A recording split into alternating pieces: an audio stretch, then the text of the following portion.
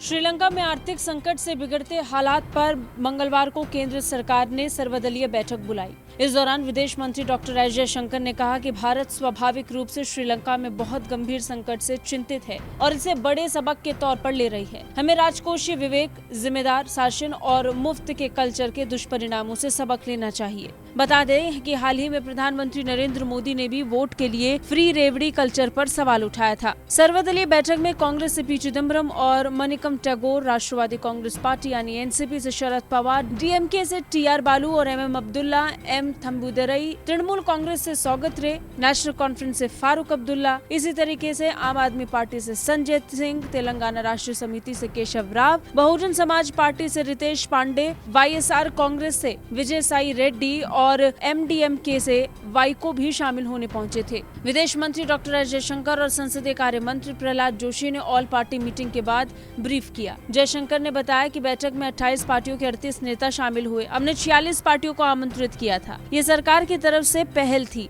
उन्होंने आगे कहा कि हम चाहते थे कि देश के सभी नेता, सभी दल श्रीलंका के गंभीर हालात पर चर्चा करें। श्रीलंका बहुत करीबी पड़ोसी है जो स्वाभाविक रूप से भारत के लिए चिंता का विषय है। जयशंकर ने कहा कि किसी भी पड़ोसी देश में अगर अस्थिरता या हिंसा होती है तो ये गहरी चिंता का विषय है। वहाँ भी हमारा राजनीतिक हित है। मत्स्य पालन में भी हमारी रुचि है।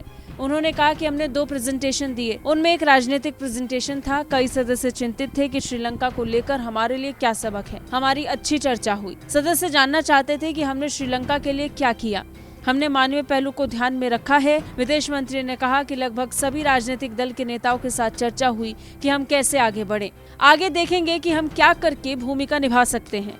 हमारी सद्भावना स्पष्ट है, हमारे लिए पड़ोसी पहले हैं। जयशंकर ने ये कहा कि श्रीलंका के संबंध में कुछ गलत जानकारी की तुलना की गई है, जिसमें कुछ लोगों ने पूछा है कि क्या भारत में ऐसी स्थिति हो सकती है। उन्होंने कहा श्रीलंका से बहुत गंभीर सबक सीखने की जरूरत है। राजकोषीय विवेक, जिम्मेदार शासन और मुफ्त की संस्कृति नहीं होनी चाहिए। बता दें कि श्रीलंका 7 दशकों में अपने सबसे खराब आर्थिक संकट का सामना कर रहा है। वहाँ विदेशी मुद्रा न होने की वजह से फूड, फ्यूल और दवाओं समेत जरूरी वस्तुओं का आयात नहीं होने से परेशानी आ रही है।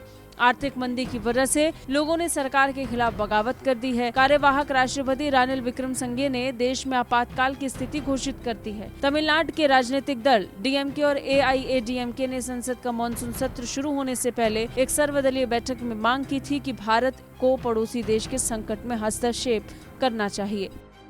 ब्यूरो रिपोर्ट, भारत तक।